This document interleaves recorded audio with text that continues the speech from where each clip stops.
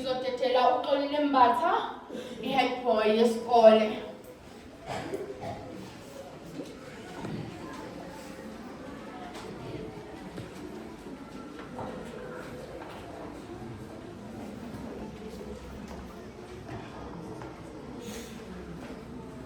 Sanibonani. Ngithanda ukubonga leli thuba abangipha lona njengamanje. Ukufa ngiyakwesaba ukufa. Kufa ubathathile abantu esondelene nabo. Ufikile wathatha emndenini yethu, sasala sihlukumezekile emoyeni, sasala siphukile inhliziyo. Kuyimanje sidumele ngezenzo zakho kufa. Kubuhlungu ngaphakathi, kubuhlungu ngezwela. Usiye nesilonda esingapholi ngaphakathi kithi. Uswethwese umthwalo esingakwazi ukuzithula wona kufa. Hamba kahle mkhuluzwane, iyobona nabo lizayo. Okusho khona bese kuyisikhathi sokushishiya lapha emhlabeni. Likhalile icilongo, usishiye nesilonda esingapholi ngaphakathi kithi. Hamba kahle mangethe. Ngiyabonga. Siyabonga Xolile. Sizodedela Mlayetha Primary. Izoduduza isikole.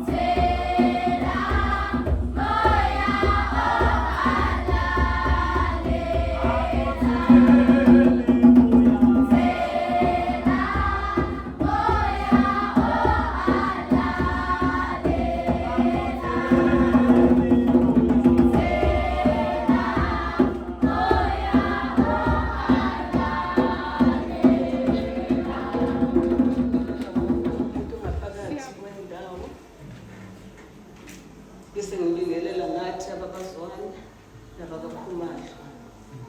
Ngizothanda ukuthi siduduzeke ukuba uJehova uthi mina ngiyatshala bese ngibuye uthi mina ngiyaxolisa.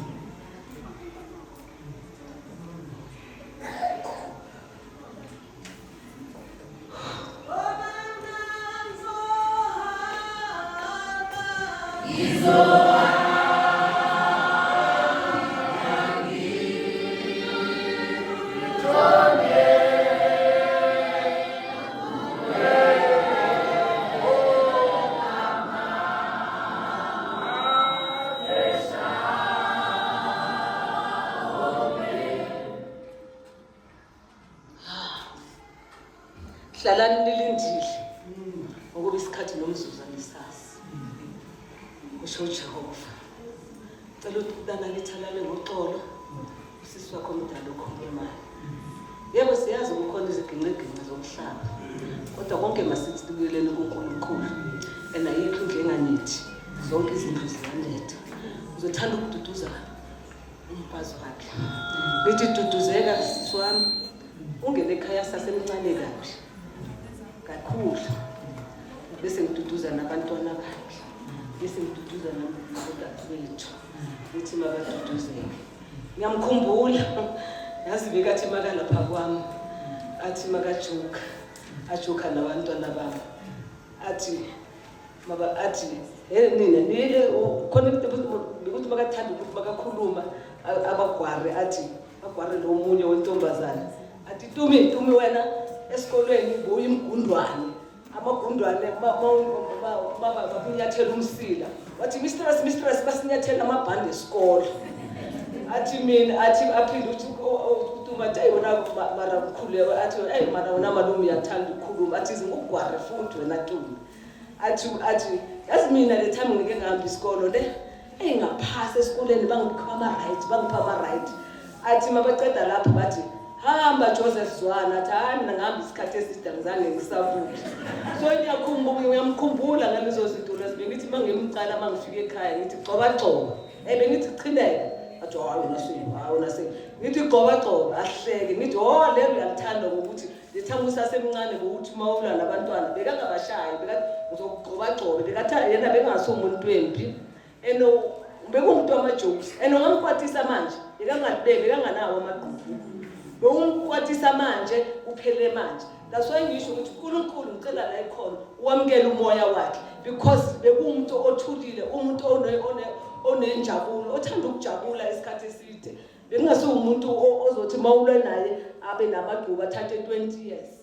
So uthi uNkulunkulu uma umuntu xoleka kayi7 ngelanga ungakhombi ngokuthi mawube uyakhomba uthi wena ukhomba mawukhomba wena ezakho zikhombe kangaki njengoba ukhomba uthi lo wenze so uthi wena ezakho izandla zikhonje kangaki uthi masizibhekeni nathi singabheka abanye abantu ukuthi hey la unje lo unje sekukhulumela ngumntana kithi ukuthi bekumuntu onoxolo. Ngicela lale ngoxolo uJabulani sizomkhumbula bamngamkela abakazwane nabakamthembu nabakakhumalo. Ngiyabonga.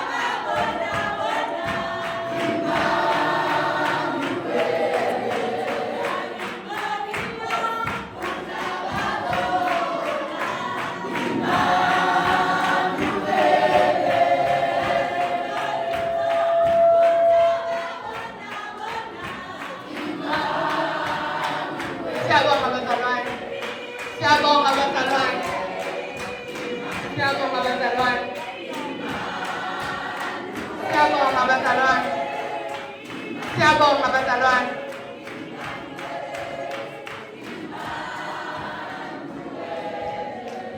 Siyabonga bazalwane. Ngiyazi inkonzo iyavuma kodwa ngicela sicabange nesikhathi. Siyabonga bazalwane.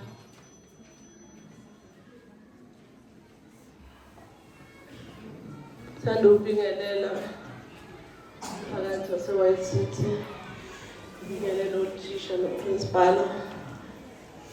Anginawo amazwi amaningi, kepha ngilethe ubuhlungu khona phakathi enhliziyweni yami. Mina ngilasibona ngiyamlama uJabu. uJabu ayikho into besingayenzi sithu. Igate lelasekhaya lakhandwa yimi naye. Isilingi 3 room yonke yafakwa yimi naye. Ama-tiles yonke into uJabu bekiyiqhawe. uJabu bekuyi-hard worker. Ngiwazi ugesi namhlanje ngwazi ngobhuti wami. Ngwazi ukuwendela namhlanje ngazi ngobhuti wami. uJabu ukhulisela abantwana bami. uJabu uthi umntana makashade, he was there for me. Ayikho into ubhuti wami angazange angenzele yona empilweni. Ungifundisile ubhuti wami yonke into. Uhamba nje uyiqhawe. Iqhawe lamaqhawe. Ngizothi dudisa isikhosi nami ngokwami ngiyaziduduza. Isikhosi bekathi maphuma esikolweni ufika sasumntwana. Bekathi makaphuma esikolweni nami ngesikolweni. Ngikhumbula ngelinye ilanga sinosisikhosini. Ngiyamtshela ngithi njengoba angabuyanga ngiyokuphuza simlande etshwaleni. Sabuya sesigijimisa athi ubani simlande etshwaleni sinosisikhosini. Bani uthi simlande apha wena papa yobili yobobo apha wena. Ubani uthi ufaka ukhosi ngenhloko ngithi dala ubuyile emsebenzini. Thina sikulanda etshwaleni ngoba sibona usawo. Ngibhlungu nje ngobhuti wami ngoba he was a hard worker. Ngiyabonga.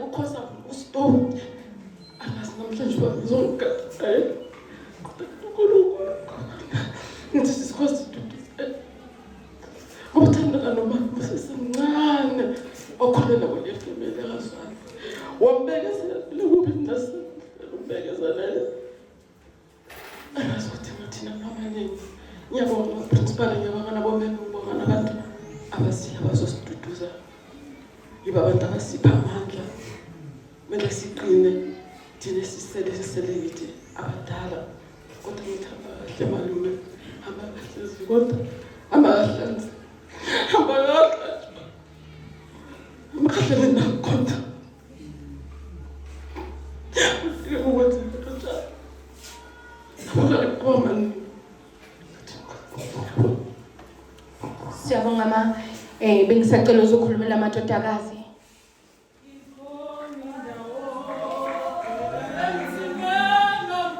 Ngena ngena ebukhosini ngena ngena ngena ngena ngena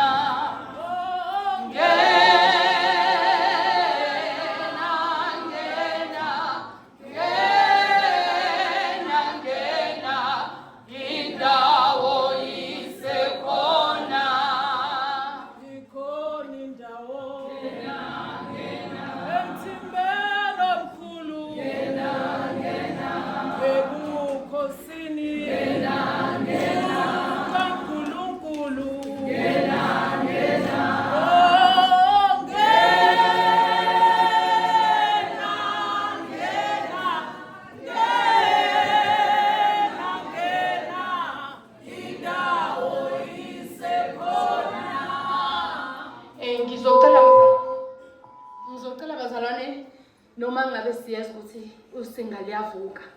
Kodwa ngicela sibadedele osisi bakhulume baze baqede. Mebeqeda ke sesingayiqala ichorus. Nayo futhi bazalwane sicule ebese sikhumbula isikhathi. Ngiyabonga.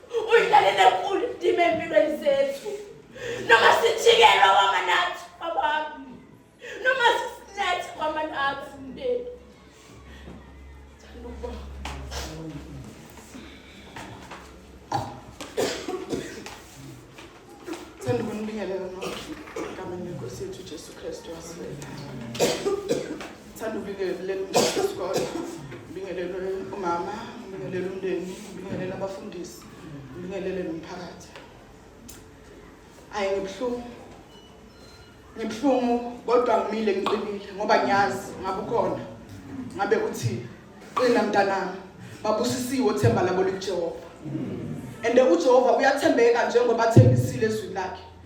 Mama namhlanje ngithanda ukukutshela ukuthi asiza ukujikela namhlanje angasekho uDeli akwazile ukuthi aminathi uyohleza senhlizweni zethu uyohleza umngane wethu njengoba bomngane wethu ngithi tutuzeka khumbula amagama akho okugcina senzele umsebenzi ahlaba imbuzi athi bantwana bami ngiyajabula maniso nomndeni wami lalelani la bantwana bami mina ngiqedile konke umama unekhaya ninekhaya ikhaya lenu leli kodwa la kukasiya usiya kangandlule enyathelweni zami aningamzwisi usiba ubuhlungu uDeli uyidlalile indima uDeli bekuthi nginganashukela endlini aphume alethele umama ushukela bengeke siswelayo uDeli bekawa avuka nathi uDeli bekasiqinisa isibindi noma thina kumele siqinise yena ngibhlungu ke ngamagama okugcina ukumgcina kwambe kuyiMonday ngenkathi bazoye eBhara nomama umama walala ubusuku bonke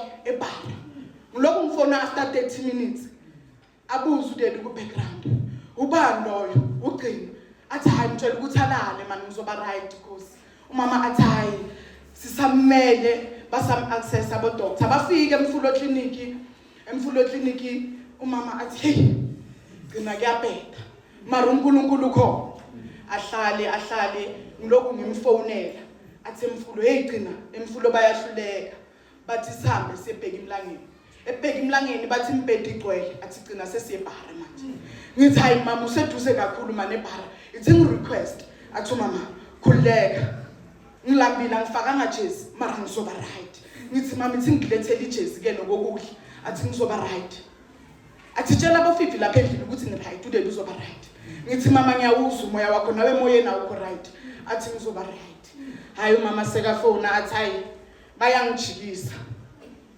bathi ngibuye abuyele umama esibhedlela ngilokhu ngimfonela bekumele ngiyohlangana naye kodwa umoya wami ongavumi ngalelo langa kuyi Tuesday athi mama hayi ngizohamba gcina uDeli right uzoba right ngimbonile bamfake neoxygen kanti vele kumgcina kwaMonday wayesephefumula athi amagama okugcina washilo kimi athi gcina kubuhlungu angisakhoni biza umama wayezokhiya amahlasi athi khosi ungathumeli labantwana ngithembe wena ambokhiya lapha hey ahambe umama ngimfonele maseka buya vele ba request bahambe yenzakale ngokwenzakalayo Tuesday emini uthe mayefika mangimfonela athi haya ngimboni ngisakhuluma naye efonini athi mama hayi naba bayasha bo sister bathangibiza umama athi gcina ngangingasakhoni uJabu athi hlala phansi ungangishiyi ngifuna ukukhuluma nawe ngibhlungu ngoba akakwazanga ukwasho amagama okugcina kumngani wakhe kumfazi wakhe bekuyikho konke bebaze basihlebe masifikile uDeli wayesijikaza nomama akhipha inyembezi maqeda athi ngiyanithanda abantwana bami mani ngasangijiki ngizochikwa bani njengoba uFifa shilo mina ngibonga ukuthi ibusiso sakababa sisithola saphila angeke sosiphahlele emathuneni siyoye emathuneni ngokuyembona ngobuye wasiphilela asisi ukumshiya sekangasekho ekubeni emuva uyishiyile imisebenzi emuhle mntana kithi siyabonga ngithi tutuzeka butwami sesipheke wena ngiyazi uDeli uzokupha amandla uDeli uzoba idlozi elihle njengoba wayemuhla saphila ayibaba ngobese endlini sasithi masihleli wawungapheli emlomeni kababa sithi nanoma sihambile kuyimicimbi ngo3 o'clock athi khosi ngiyanishiya ngiyokhiya amaklasi uDeli wayesiphilela isikolo njengoba sasimphilisa simhlophe kanje sirepresenta yena isikolo kwakukhanya empilweni zethu kunzima isikolo sahlala nathi abothisha ngabanye banendima empilweni zethu ngalokho siyabonga angeke sisilahle futhi isikolo leli khaya lethu wayehlala iemphasize leli khaya lethu siyabonga kakhulu ngathi uNkulunkulu angasipha amandla nathi asiqinise kulo bunzima esibheke kuso ngiyabonga sangelela athi bendawo mina amaningi anginawo kakhulu engakhuluma ngobaba ngoba makungathiwa ngiyakhuluma ngaye ngiyashona nelanga angikukhumbulayo nje kakhulu ukuthi nge-Friday yakhe le ngamgcina ngayo ngiyavuka vele ngivuka isikhathi sesihambile uthenge i-cold drink uhleli kule sofa ahlala ahleli kulo uthi kimi thela i-cold drink ngithi hayi daddy manje ngilate ngizobuye ngithele ngindlule ngithathe ibhegi mangiphuma futhi athi thela ngithi hayi daddy ngilate ngihambe sithi Tuesday late ngabo past 8 sithatha ikhandlela elimhlophe silight sithandaze nabo Fifi sithandaze ngiyazo kube ngathi uFifi uyasukuma khalifoni but mina ngilobe ngiyathandaza la ngiqeda ukuthi amen khona ngizwe isililo sikamama esibhlungu ngesibuza nokuthi kanti uNkulunkulu ceda ukucela ukuthi ngicela usindise ubaba uzamthathelani wena ushilo ezwini lakho ukuthi konke sicela ngegama lakho uyakusipha kona because ngalelo langa ngasebenzisa nama-scripture eBhayibheli ngathi ushilo wena wathembisa ukuthi Jehova by your stripes we are healed uthi ezwini lakho legazi elaphana leGolgotha lizosindisa kanti kungani siceda ukucela siceda ukunxusa sekumele uthathe ubaba siceda ukuthi amen noma abantu mabafika balobe bathi uNkulunkulu nani ngilobe ngizibuza ukuthi kanjani la ngicela ukuthi amen ngicela ukumcela uNkulunkulu because that day sithandaze for almost 45 minutes but masicela ukuthi amen lesasililo kwathi ngekhanda bekungathi alisebenzi sithole sesistradini nabo Fifi singazi siyaphi hayi makungathi ngizokhuluma ngobaba lingashoni ilanga kodwa la ngiphethe incwadi kamama yokugcina athe angifundele ubaba. My dear husband Jabulani Joseph Zwane, I think I will ask God why for the rest of my life, and never will I come to understand it. Even if God himself came to me and told me face to face and told me the reason, I don't think I'll ever accept it. Some loss are too hard to bear, and with great love comes great pain, and with great loss comes greatest pain of all. If my love could have saved you, you could have lived for eternity. We may not have ended up together like we promised, but we kept our promise that in sickness and in health, till death do us apart. But I'm thankful for the memories we shared. You made me the happiest person ever, and I'm forever grateful for you. You fought for me, you sacrificed for me. I know you would lay down your life for me and for our children. Our time together was a beautiful chapter in my life, filled with laughter, love, and unforgettable memories. Although our paths are diverging now, the warmth of your presence will forever linger in my heart. As I bid you farewell, I do with a heavy and troubled heart, but also with the hope that someday our destinies will somehow realign. Life is unpredictable and the future holds endless possibilities. I believe that someday our stars will collide again, and when they do, I'll be here waiting to embrace you once more. Until that day comes, my love, please be a guardian angel to me and our kids, our grandchildren, and your maternal and paternal family. Greet your mother in heaven for me, that so loved me unconditionally. Ask her to take care of you like I did. You will always have a special place in my heart and thoughts and in our home. I will miss you, your smile, and our unique bond we shared. Goodbye for now, my dear. Even if God may also remember me tomorrow, I know that my kid will have strength to go on, because you didn't only build a house, but a warm home that we both were longing for from our teen years. You fulfill all the promises and even went over and beyond.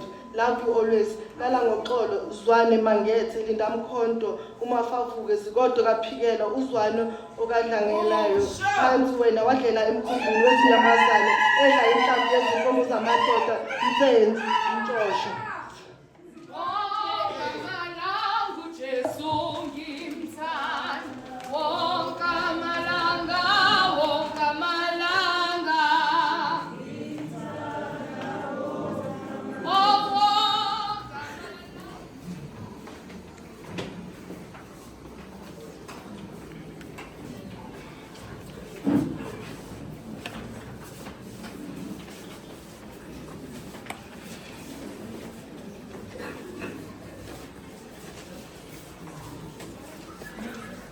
Mayiqede Isaac Sini ngicela istaff saseDonaldson sibe sisondela.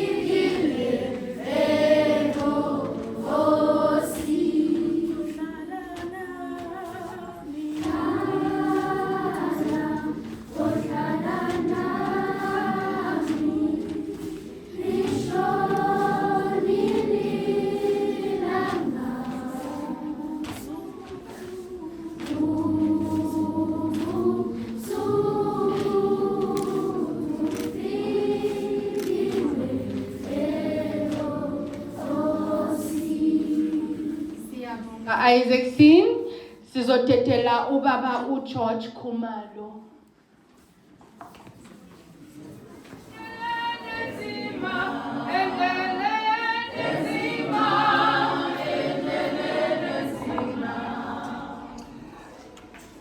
Angibingelele inhlanganiso yonke egameni lenkosi yethu Jesu, amen.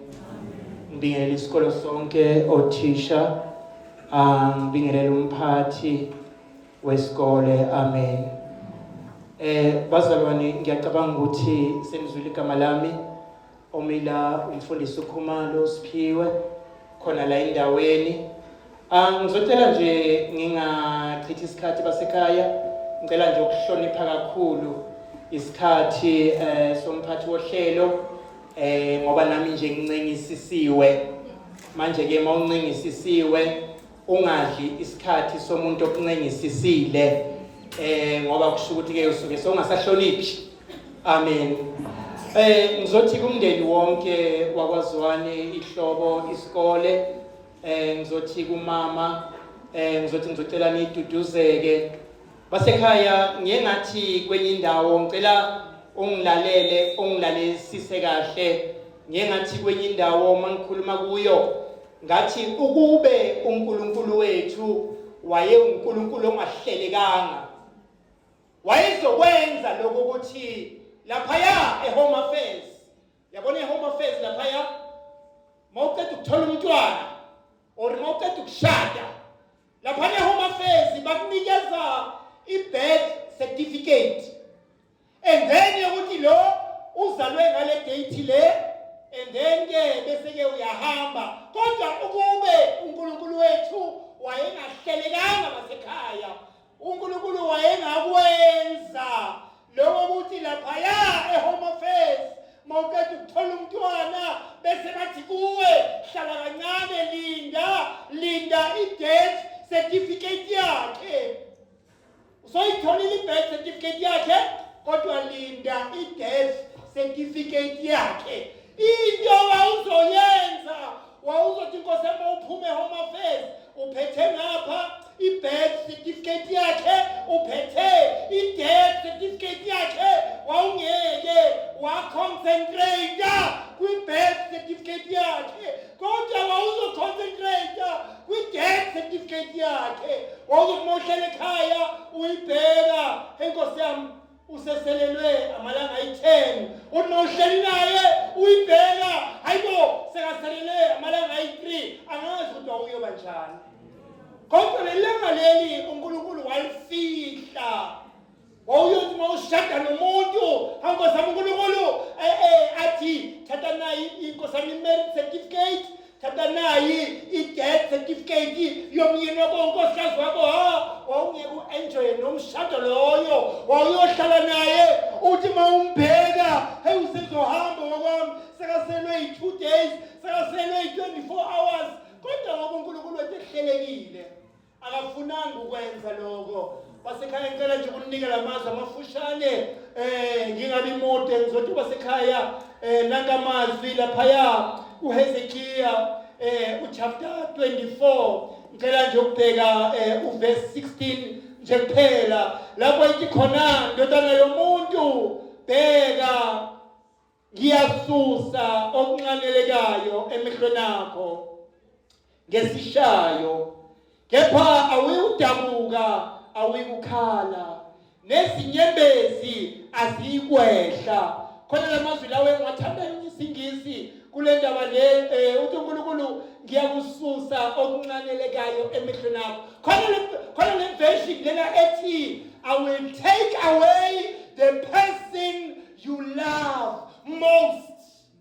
Then the singisi ethi, Son of man, behold, I take away from thee the desire of your eyes. With one blow, then you shall not mourn, you shall not cry.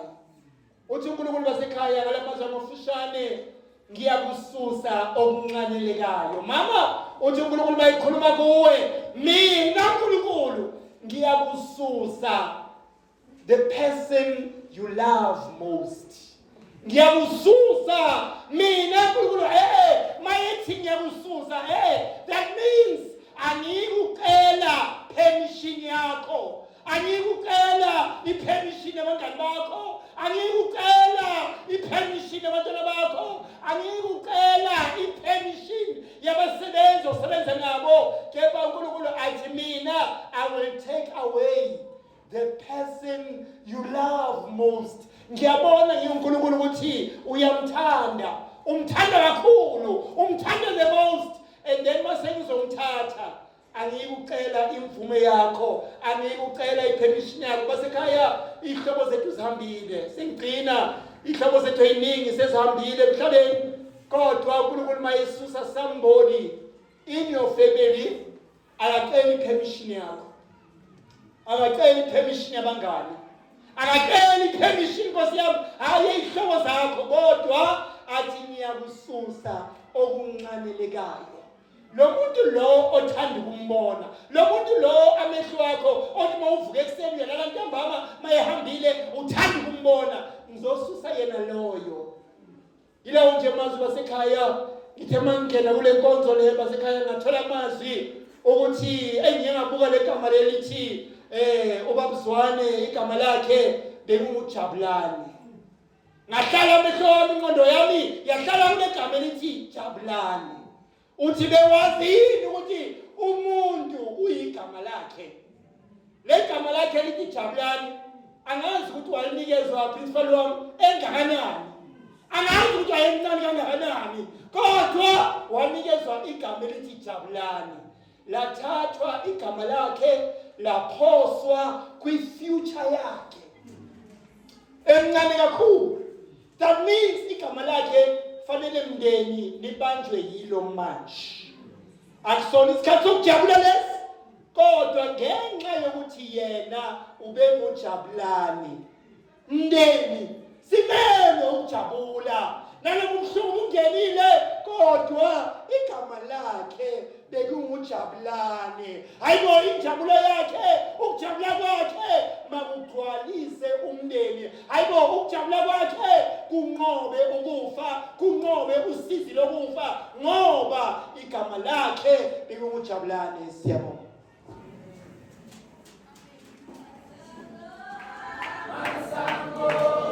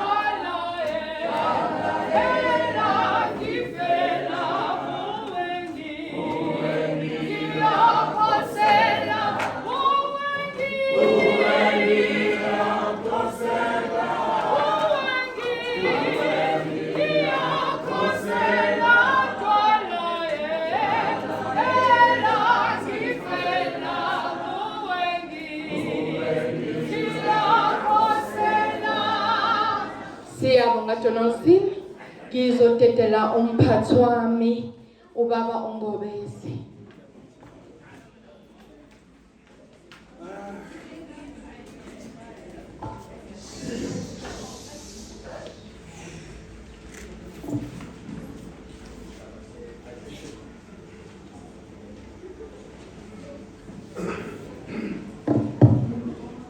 Mphathi wohlelo, Program Director,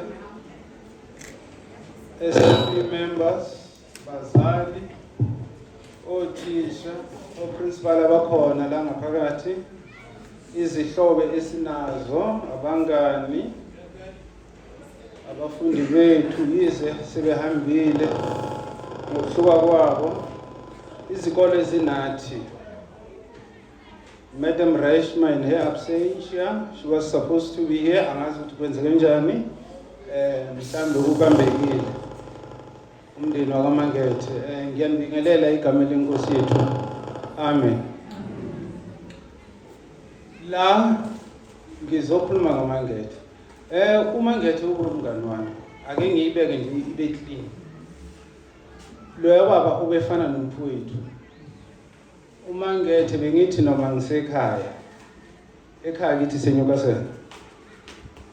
Bengazi ukuthi ukhona umuntu osibhekile isikole. Uke washo umntana omunye wakhe la. Wathi ubengafisi ukuthi konakala esikolweni. Bengithi noma ngisekhaya ngazi ukuthi uMangethe ukhona. La ngimenje ngoprincipal. Kodwa uthi mawusibona sinoMangethe bengayifaki lento yokuthi mina ngoprincipal. Bengisebenza nje ngomuntu omfowethu futhi ngifike enyaweni zakhe.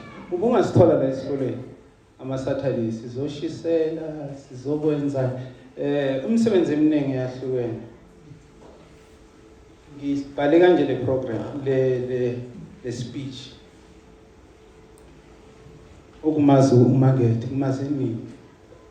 Ngifikele la eDiyo ngo 2001. Ukufika kwami la 2001 bengihlala lapha eCottage. Uma ngihlala eCottage igate nomnyango ubheke ngale ngasestradini. Ngiyambona lo baba lo. Uyendlula kodwa into benganginotice uke washo umunye wosisi la. uMangethe bekuyi hard worker. Uzokwenzeka ukuthi uphethe ihalavu, uphethe itangi, uphethe isando. Wawungeke so umbone nje uMangethe ihambela. Angibingelele lo baba, ngimbingelele nami. 2001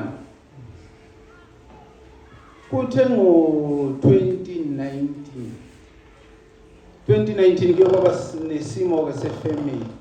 Sihlanganiswa uFifi. uFifi ulapha ka grade 7 ukumemshangazi. Memi ngiyabonga. Kube kwakungewena ngabe uFifi zanga avuleleke kuwe.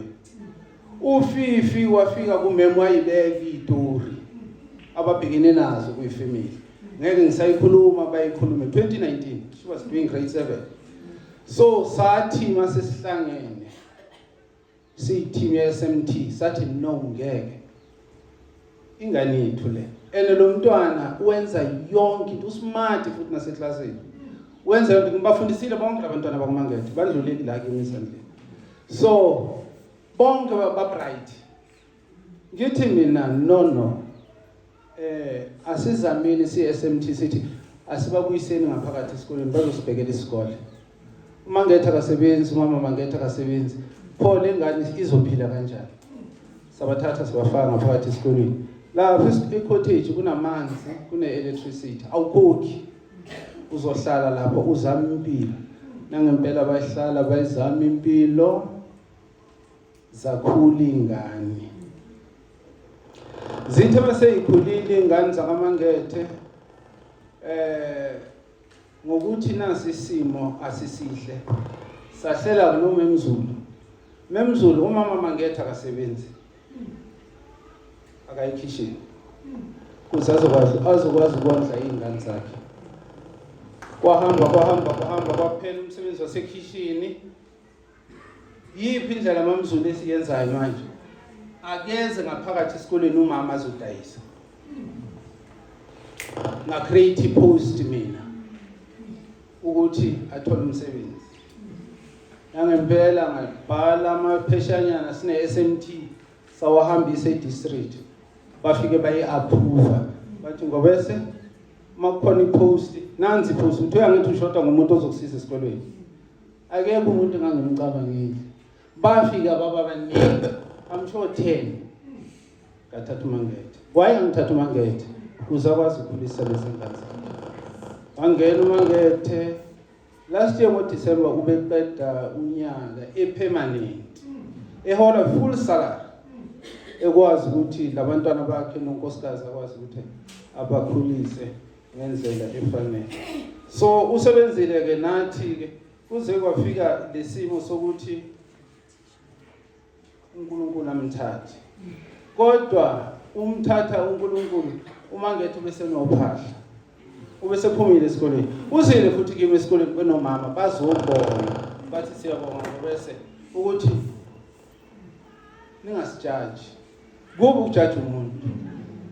Ukuthi sesibabuza ukuthi kwakwenze no. Bafikile babonga sangabajaja. Then uMangethe ulele esenomuzi wakhe ke manje. Ube umuntu onjani ke uMangethe ngoba bese wena mawusebenza naye. So umuntu ubonakala ngani ngezenzo zakhe ngithi. Right, ake sizwe ukuthi uMangethe ube umuntu onjani. Ube nobuso bodwa. Ngeke ukuthi manje umbona kunalobuso kusasa onobuso. Behlala lo yababa enjalo. Ever smiling. Easy futhi lo muntu onjalo ukuthi uma approach. Noma unenkinga ukwazi ukuthi approach lo. Ubona umoya owodwa engalwi nathi. Siyasebenza nabanye abantu. Uthola ukuthi umunye umuntu awusebenzeki naye. Awukhona ukusebenza naye. Right. Angikhumbuli ngimbona ethuthele. Ubethumeka. uMangethe ubethumeka. Udliwa amagwinyaka la esikoleni kwesinye isikhathi. Uyamthuma omunye umem amthuma ngoba bese kodwa bengasho ukuthi usungithume kangaki. Cha. Ubengasho ukuthi usungithume kangaki. Ube umuntu okhuthele kakhulu. La ngibhale ngathi Monday to Sunday. uMangethe usebenza ngokoye protocol yesikolo. uMangethe ufuna agcine Friday. Monday to Friday. Kodwa yena ubesebenza Monday until Sunday. Why kasebenza kanjani? Saturday kunezinto ezenzakala ngaphakathi esikolweni. Uzovulela kunothisha abafundisayo, uvula amaklasi. Kunabantu besonto abala ngaphakathi kufanele sibavulele Saturday. Enaka complain. Ngeke uzumuza ukuthi complain. Sunday ufanele aqale eroom 1 azozofika eroom 12 azovulela abafundisi. Bakhona bala ngaphakathi. So kubenza isimo esinjalo ubephana. Ngisacela ungiphi ibhodlela lami lamanzi. Ubephana uMangethe sinengadi la esikolweni. Ingadi uyotshala yangithi. Kodwa bekuyithini esazi ukuthi ingadi seyifuni. Sokuvuthiwe ukudla kusengadini. Uzoqala eroom 1. Asinikeze lokho ngoba bese okwakho. Lokhu asinikeze sonke. Ekhonjeni lapha yana bazofakaza abantwana baMangethe. ufike kungenangadi sasitshala amaflower lapha engadini so keep on la maflower la wafaka ispinach wafaka ulethisi wafaka ini wafaka ini sonke siyisikole njengoba bengithi ube umuntu ophanayo mangete ube sisherela le ngapha kunengadi yesikole le ube ngasondeli kuyo kangako kodwa ingadi abekade sidla kuyo ile bese cottage ithina bekade sibona ukuthi sekuvuthiwe engakasho sekuvuthiwe mangethe awuzame nangempela asizame umsebenzi kade wenza mangethe imuphi ayi yabona lapho uthe mase ngibhala ukuthi imuphi umsebenzi bekade wenza umangethe ube yijack of all trades awukho umsebenzi bothi mangethe angawenzi ene mina ngoprincipal une roster abasebenza ngayo banalo sisi abasebenza la ngaphandle kodwa umangethe kade engayisebenzi iroster umangethe uyena bebona ukuthi ema-toilet kuyavuza hamba yolungisa umangethe bebona ukuthi erumbani ugesi plug ayisebenzi hamba yolungisa amanzi impompi ethile ayisebenzi hamba yolungisa ubeshisela afaka ama-tiles yabona la ma-tiles alaphansi afakwe umangethe ubelungisa ugesi ependa elungisa ama-toilet ekwazi ukwakha uma ungathi uyabheka i-cottage mangethe akafikanga linje ufike washintsha lapha e-cottage wavala uvalela nezinja zamakhelwane la ukuthi singangeni ziyamoshela lapha engadini yakhe elungisa izitulo kunesitulo nje kumanje esisele nami mawuthi ngene egate abantwana bethu baye badlele ngane ziyashoda izitulo uyikhandile lezo izitulo ezinye zaseyifile wayikhanda kukhona esodwa manje okumsebenzi wami ukuthi siyokhandwa yimina enesehambile umangethe kuningi kanjani okubonakele la ngaphakathi size sathi masikhuluma nengisebenza nabo ngaphandle engadini wathi umunye ubhuti kodwa kube ngangimlalela athi siyolungisa ama-toilet buka manje i-toilet iblockile lapha sazi ukuthi solenze njani wathi kube lo bhuti wathi kube bengimlalela umkhulu athi masiye ama-toilet ngabe ngiyakwazi le-toilet ukuthi ngilungise ukube umuntu la ebesithembela abazali ingane zenu omalume baye bayengayilandi lapha ngaphandle ngesikhathi umangethe behlala nalabo abantwana lapha futhi kuyinkinga kulesikhathi sanamhlanje ukuthi ushingane umzali nomuntu oyisilisa ngoba abantu bathatha lezi ngane bayifaka lapha ema-toilet bayisebenze kodwa loya baba loya ubethembekile asikaze nje ngike ngizokufika umzali oyedwa ezocomplaina ngengane yakhe ukuthi umangethe seyibambile umangethe seyenzeni ingane yakhe ingane kunokuthi angezenze okubi ubesiza ingane silambile bayithathe bayise lapha e-cottage bayoyiphakela khona nomama mangethe ngoba sidla la esikolweni ngo-10 past 12 i-lunch ethi 10 past 12 until 5 to 1 uyohlala umntwana lapha ngaphandle egeyithini azalambe so kade bedlala leyo rule benomngakhe ney'ngane zakhe lapha ekhaya sengiza emndenini kaMangethe manje umndeni wakaMangethe siyisikole silahlekele kakhulu silahlekelwe umuntu uMangethe akekho uzomreplace ngicela ukunitshela ngeke sizomthola ngizoyenza manje sobhala futhi enye incwadi sambe sifuna omunye umuntu kodwa ngicela ukunitshela umndeni waMangethe akekho uyosivalela saMangethe lesivalo lesi le roller door le lapha egcineni ngifikela eDonaldson 2001 beyikuthi makumele sikhuphule siye phezulu simemane sibantu baningi siyoyivula ngoba yayisifile isiyenze njani nini uyangibiza la ukuthi wase ngoba sizobona ngithini Mangethe uthi ngeweekend bengina umsebenzi othile engakade ngingawenza ngingangayibheka le roller door ukuthi yenzani uyayibamba manje uyithi uwedwa yakhuphuka phezulu yavaleka uyo lo baba njengoba ngisho ukuthi akukhona oyedwa ozivala isikhala saMangethe khona siyozama ukuthi kube khona umuntu ozolekelela la ngaphandle futhi sinakhona sizothatha umuntu wesilisa umuntu wesifazane. Right, silahlekelwe kakhulu, silahlekelwe insika. Insika ipholi leyo uthi uma uyibekile, uma ungayisusa iroof ivele iwele phansi. Silahlekelwe umastermind wezinto. I-engine yezinto, ungqondo. Umuntu obephiwe ezandleni. Njengoba ukuthi mina uMangethe ukumazi kwami bamabuza ngimazi ngihlala eCottage. Ubehlala njalo ephethe something ezomlethela ukudla endlini. Is either isando noma imbazo noma isaha. Ezokwazi ukuthi imphilise. So bokumastermind, bokunqondo la. Ubumthola phezulu kweroof. Kuneyintaba uzokutshela uThabo ukhona uchairperson. Nangu Thaba. Ubesebenza nalo yaphuthi. Bagibela la phezulu bathole bempunga benjani. Befunana nentambo eyodwa engawulethu ugisi kodwa bagcine beyitholile noMangethe. Ubekhuthele kakhulu. Ube yi-all rounder. Mama Mangethe. Ungalahli ithemba ngokuhamba kukaBaba Mangethe. Uphumlile ezintweni nasenhlungweni zomhlaba. Asibe nethemba ukuthi siyobonana naye kwelizayo. Izwi engokushiya nalo Mama Mangethe ileli. Amahubo 23 verse 1 to 6 uJehova umelusi wami. Ngidlulile nami kulesimo futhi esinje. uJehova umelusi wami. Angikweswela, uyangilalisa emadlelweni aluhlaza. Noma ngihamba esigodini sethunzi lokufa, Mama Mangethe, uJehova unawe sisi. Uzohlala ngaso sonke isikhathi egadini. Kubantwana nabazukulu ngifisa ukuthi Exodus 20 verse 12 imiyalelo eyishumi uthi yazisa uyihle nonyoko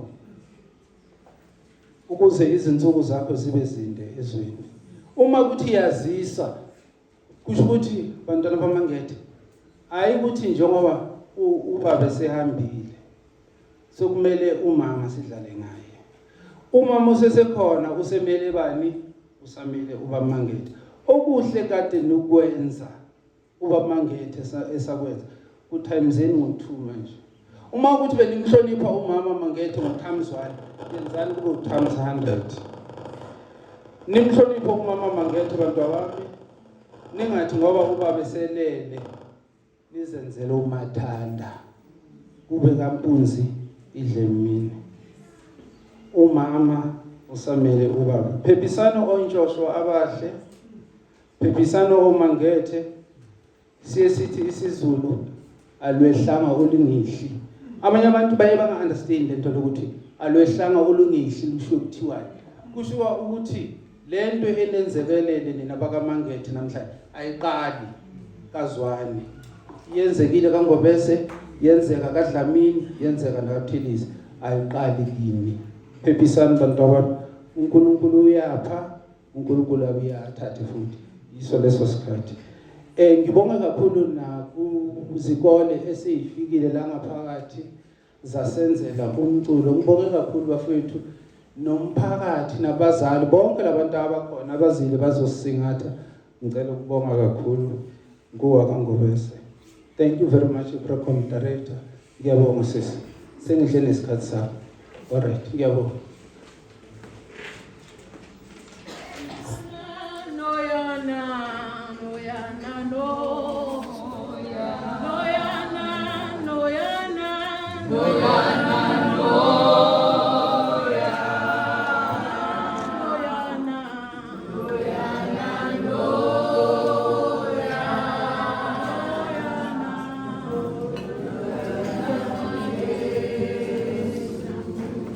No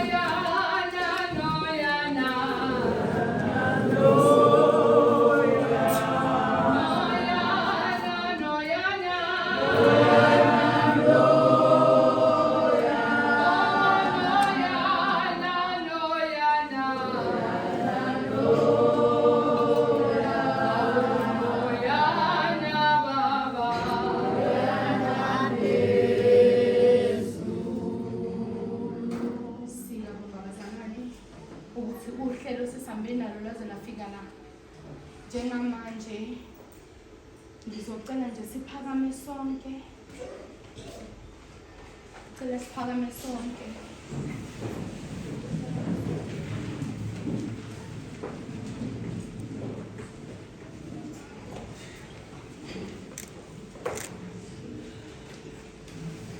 Sigobisa amakhanda nje for 1 second.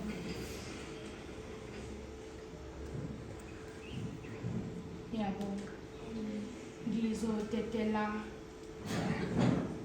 ubaba umathika ukuthi azosivalela lenkonzo ngomkhuleko. Eseza ubaba ukuzovala lenkonzo ngomkhuleko. Kuzothi meqeda ngicele ukuthi umndeni uye e-library. Yebo, ngizocela umndeni ukuthi uye e-library. Siyabonga kakhulu bazalwane ukuhloniphana. Samkhumbula kahle ubaba. Angazi imoto yami sizokade ubani masibuye ebusuku ngo-10. Siyabonga bazalwane. Cela usivalele baba ngomkhuleko. Baholo, ke rapela ke rata ho bua ka Tatago Betsing. Tatago Betsing e ne le colleague seo a se etsang mo Donaldson ke seo ke se etsang ko Morris Isaacson. Ke ne ke na le ho bua le yena ka ntho tse ngata. Ha dula mo cottage, nna ke dula mo ke dulang teng. Ke re ntate Jabu ka nna matsatsi a dintho di le right ho wena.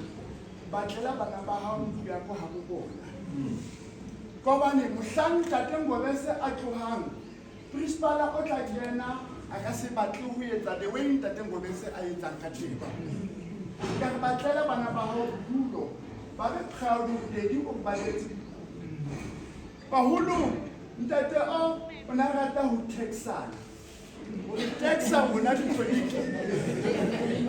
Nere dikerekela mo Donaldson baholo. Dikerekela mo Donaldson. Nere ha Sunday e fihla athi mfundisi ngiyavula iclass but 2 rand. Akini ka mothupa di mama ke bana ba ntate o ba bang ba bona ba kene ko Morris Isaacson. Nere hatla haka tla ko Morris Isaacson a fihla dopa pampiri o na tla a re ndote ya bona ngidopile. Ona ntexa kuma satse stand at what's ba ko high school ke na department tsa bona tsa o sebetsa ne ke sebetsa ka ko site le la holo era o tla mpatla a ntole a di ndota ngizile mzobona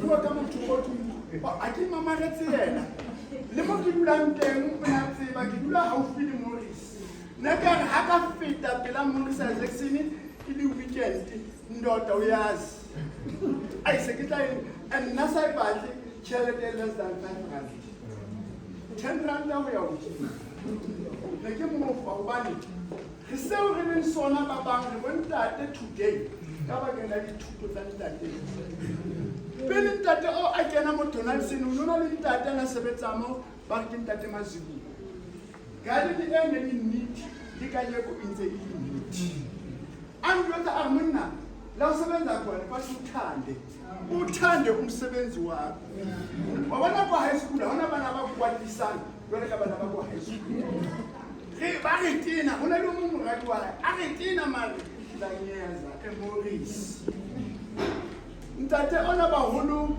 o entse ntho tse ntle like ka ske ke tshore ke ntate mo ke dulang teng because of ntate a go betseng ke hopola ha ke lo ntsha mahadi a dindota ngabe yangibiza nyolobola ngilobolela ngikhona ithema nyolobola wababona bangena abakhoni andiya wamfonela andindoda ngibabonile bangenile ngibagadile ndawo babutsha kanti into engathi ngibabonile mntwana uyenze kahle ungathathi mntwana abantu uhlale naye mahala kule generation yenu nithatha abantwana babantu nibahlalise mahala but ke leboha bophelo bo anthutile mbona That is why ke bua le principal a gore unfortunately o so bolile nna ne ke tlo lwana gore ntate wa lo tswela ko holong ya ko Morris ne ke tlo lwana haholo but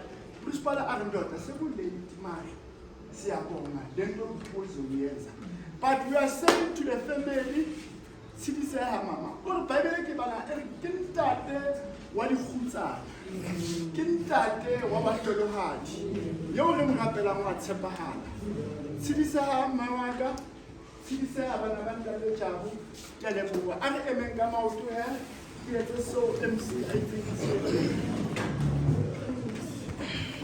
akwane manje modimo ntate modimo moya o halla modimo wa meshashaka ka beng re le latsa mahlagona di thabeng modimo mo thuso le matla di tswang le modimo emong le emong ya phela modimo o na le nako ya hae ya fihla nako go tate Jabara monna o tlo o falle re leboa seo a ileng a se etsetsa bana ba hae a lo ba batlela bodulo modimo mo batla ba le lentswe le le reng ke ha bona re a leboha modimo tsohle dithuto tseo a re fileng tsona maphelong a rona re stile ka jeko ka bakeng la mantswe a hae modimo a ka goloka re leboha tsohle modimo a ka goloka ho fihlela ka Saterta ha re mo nka re mo isa mo bohle ba phomolang teng modimo hlone re fatsa tsohle le bitso ke la ntate la morala mo Yohane lang amen Siyabonga umndeni uye e-library yona lawo angazi noma umndeni ubungasikhazela ukuthi kuzohamba kanjani nge-weekend oyedwa nje abanye besaya e-library. Ubaba uzophumela ekhaya. Ubaba uzophumela ekhaya e907 Nkoko Street White City Jabavu. Iservice izoqala ngo9 ebese mase simisa endaweni yakhe yokugcina kuzobe ku11. Siyabonga. Siyabonga.